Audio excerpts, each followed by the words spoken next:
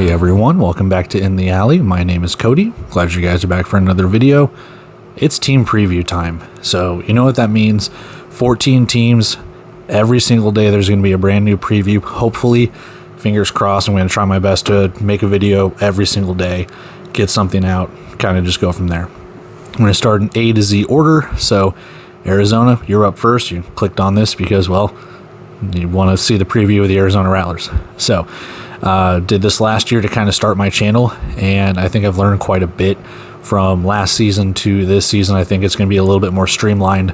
The rants will still happen, but I like where I kind of put some of this stuff. We're still going to do some stuff that we did from last year into this year, but a couple of other things added to that. So without further ado, let's get into it. We're going to start off with our team information. So it's going to be kind of weird because the information and stuff is going to pop up over here, but I'm going to be looking at my computer onto this side. So with that being said, let's get into it. The Arizona Rattlers, the defending national champions. Location, Glendale, Arizona, where they play at Desert Diamond Arena. Capacity of 17,125. Your head coach is Kevin Guy. And something I'm doing a little bit differently here, just indoor football championships. Previously, the first time I did this, I did like arena football or NAL champions or whatever. I'm just sticking strictly to IFL champions. So Arizona has two. Like I said, they are the defending champions. They won last season, and their previous one before that was 2017. And taking a look at a snapshot of the previous 5 years, if your team has made it that far, Arizona 61-14, 11-5, 11-4, 13-3, 12-2, and 14-0. And you see the little blips right there where they've lost to Northern Arizona before winning the national championship, and it just seems like they make the playoffs, they win double-digit games, and if they're not playing in the championship game, they're really damn close. So with that being said, you can probably expect more from Arizona this season, a chance to defend that title, a chance to get back to where they have been, and just an overall dominating team. So with that, let's go take a look at the schedule and see how that kind of shapes up for the Rattlers as we move on with their preview. Okay, so as the schedule pops up here, I'm not going to predict wins and losses or anything like that. Just kind of give a brief synopsis on how their season might go, kind of, sort of, you know. So the thing I really want to look at here is they start the season with 3 games and then a bye week. They end the season with a bye week and then 3 games, and then in the middle of that is 10 straight games. I think the other thing you have to take into consideration is they play back-to-back road games to end the season, and then they play 3 out of their last 5 on the road. Like they are on the road quite a bit in that second half of the season. That's a lot, including 3 in a row right there at the end of May. It's going to be kind of a tough stretch. We don't know how good the West is going to be. It's still going to be a gauntlet. You know, we've had teams fold or, well, go dormant, but yeah, it's going to be the point where can Arizona start hot, and that's a question I'm going to have later on in the video. But Arizona, I know they've had injuries in the previous seasons, but is there a way that they can start hot here? If they can go 3-0 to start this season and go to that bye week and have a home game against Northern Arizona, there is a chance that they could really get the ball rolling here. That very beginning game against Tucson, we don't know how Tucson is going to be. They've kind of loaded up a little bit compared to last season. We'll see what happens at Green Bay. It's normally a tough environment. Green Bay with a very good season, but again, we don't know what Green Bay is capable of, what Arizona is capable of. And then San Antonio, they don't have Castronova, but it's not like they're losing too much. They've signed damn near every player back from last season. So again, those first 3 games could determine how well Arizona starts off and what those 10 games after that bye week could represent. So for the Arizona Rattlers, I do like how this is scheduled.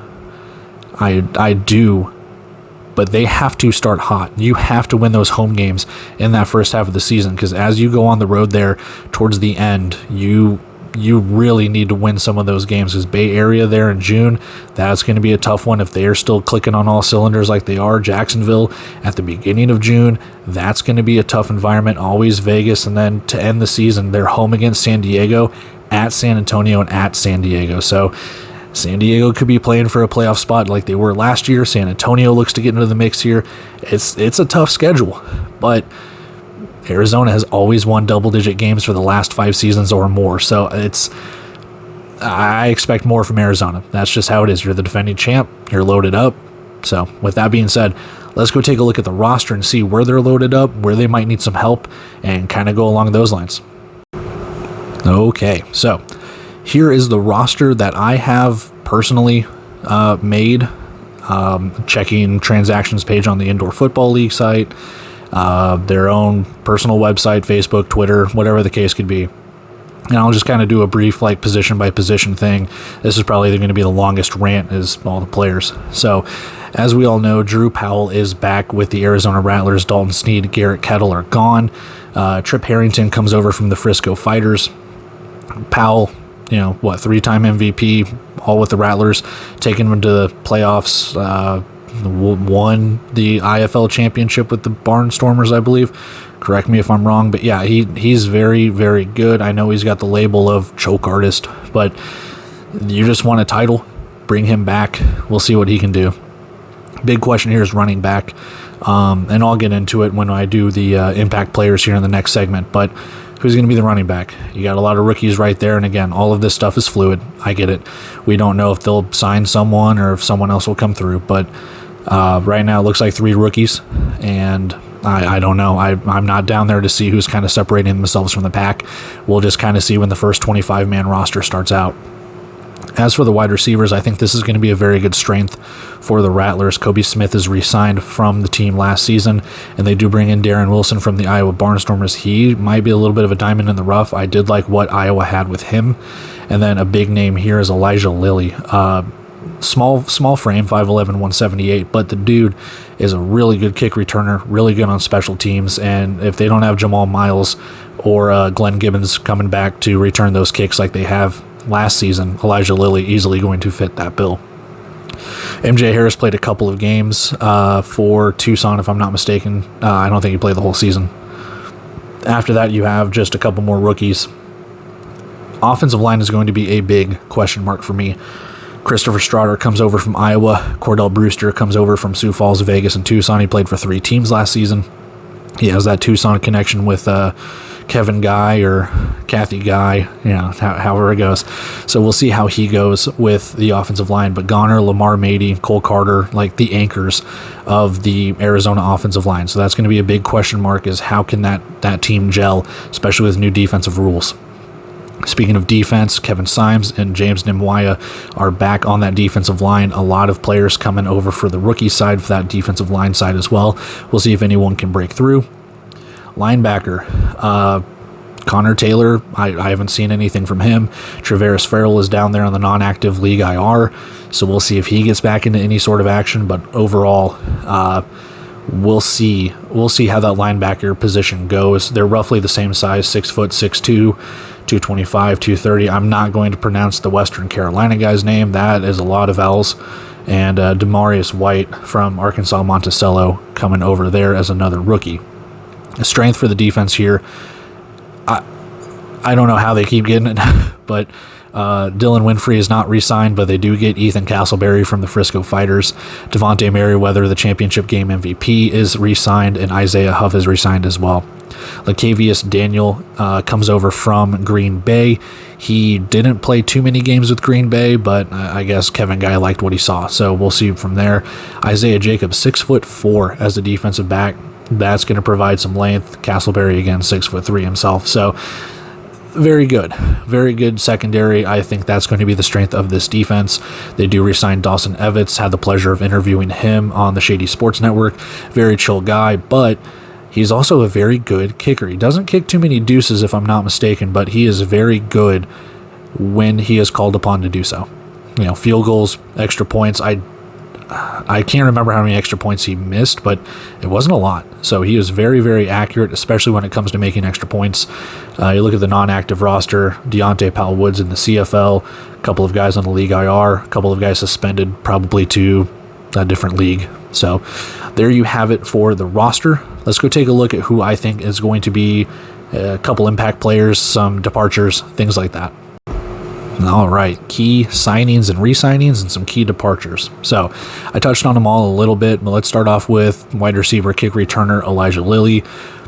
I understand if the type is too small. on a phone. If you're watching this on a computer or a laptop or even a TV or something cool, but if it's on your phone, I do apologize that the font is really small. But Elijah Lilly, 44 receptions, 517 yards, and 7 touchdowns, 58 kick returns for 1,142 yards and 5 touchdowns. Good enough for second team all indoor football league in kick returning. That's probably why they signed him, to make sure their special teams remain special. And obviously he is, a burner when it comes to wide receiver. So small frame, but he will burn you.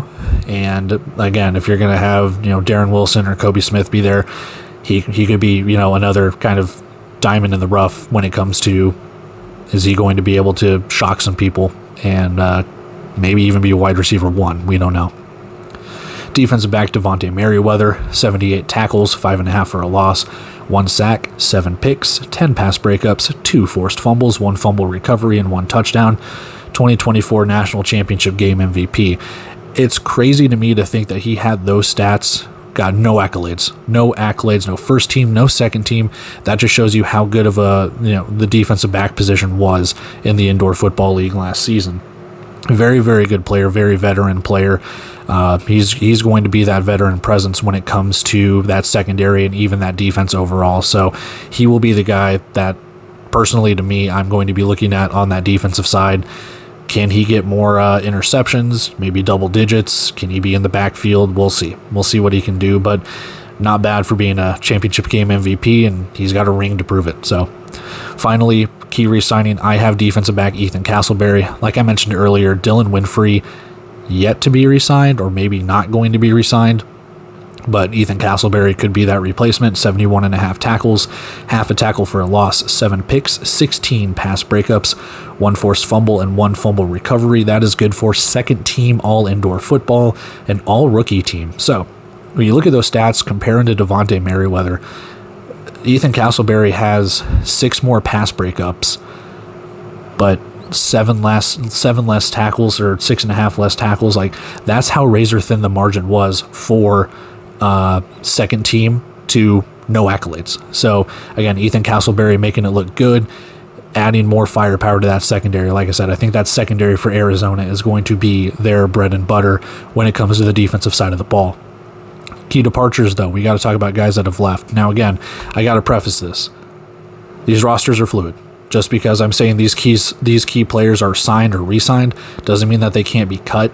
And the key departure guys doesn't mean that they can't be signed or maybe signed somewhere else or things along those lines. I got to get these out at some point, and I just got to draw the line somewhere. So if these guys end up getting signed later, egg on my face, oh well. But key departures. Shannon Brooks, 177 attempts, 676 yards, and 33 touchdowns, 43 catches, 322 yards, and 6 touchdowns. Second team all indoor football for the running back. He was a beast. All-purpose beast. I think he had a couple of kick returns too, so he was over 1,000 yards all-purpose and almost 40 total touchdowns. He was a beast, and especially someone that Kevin Guy could lean on the offensive side of the ball. If you needed him to get into the end zone and run the ball, he was there. So it's going to be sad to see him go. Doesn't mean he can't be re-signed, but he's a CFL talent. He is an indoor football league talent. He is very talented. So to see him go sucks, but hopefully he's off to a better opportunity. Offensive lineman Lamar Mady, no stats for offensive line unless, they don't have pancakes, which sucks, but first team all indoor football on the offensive line. Again, there's not much you can really say. He's been an anchor for the offensive line for years and years and years. I believe he's retired. Correct me if I'm wrong, but it's going to be sad to not see him on that offensive side of the ball, on that offensive line. And it's not going to suck for Arizona, but it's definitely going to test them. The dude has been very good. I think he retired last year at some point in the preseason, and then they still signed him and brought him back, if I'm not mistaken. Memory's a little hazy, but that's kind of where we're at here. He's gone, so you're gonna have to fill that hole, and they've kind of done that with Straughter and a couple of other guys. Lastly, linebacker Connor Taylor, said this in the roster part. I don't know if he's going to be re-signed or not. Arizona did share a photo with him on it.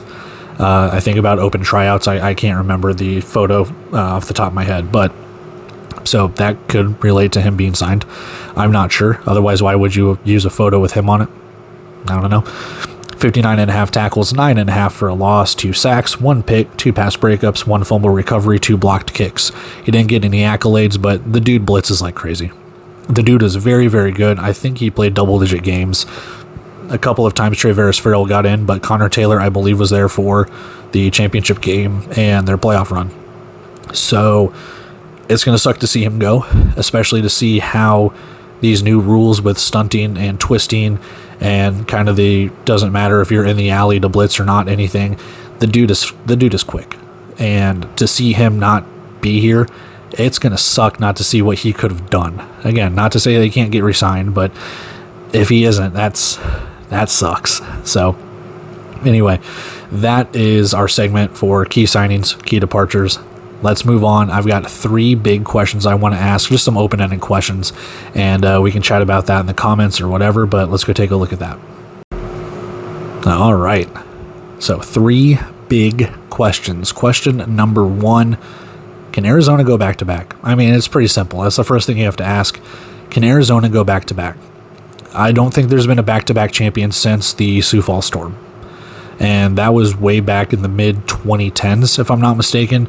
You got to think 2014, 2015, when Sioux Falls was just rattling off championships. But ever since Arizona kind of came in, it's been Arizona, Iowa, Sioux Falls, Massachusetts, Northern Arizona, Bay Area, Arizona. So yeah, I don't think there's been any repeat champion since the mid-2010s. So it's been quite a while since you've had any sort of repeat.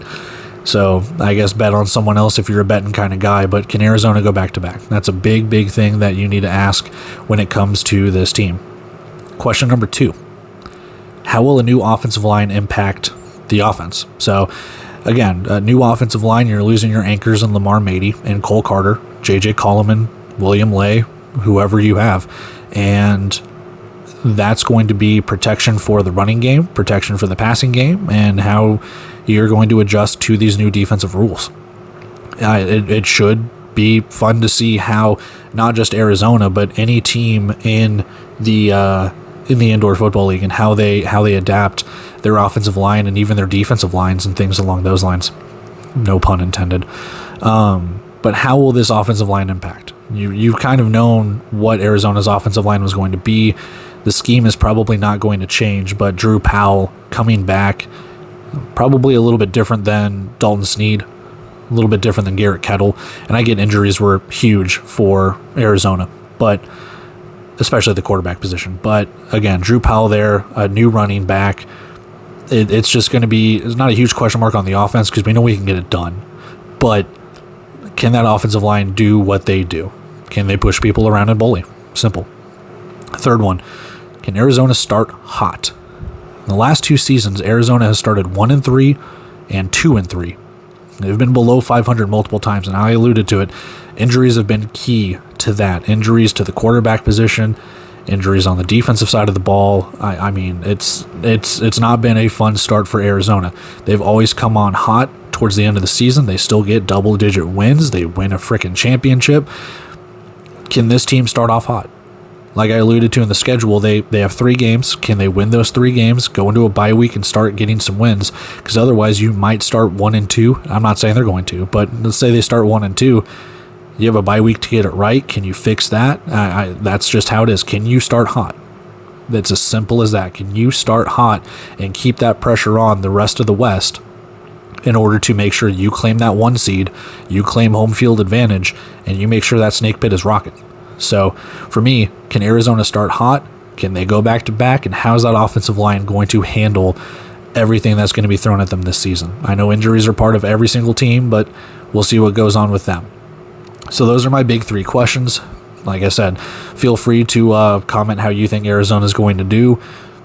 That's pretty much where I'm at with it. I think Arizona is going to have a very, very good season. They've always had double-digit wins. I keep saying that because it's true.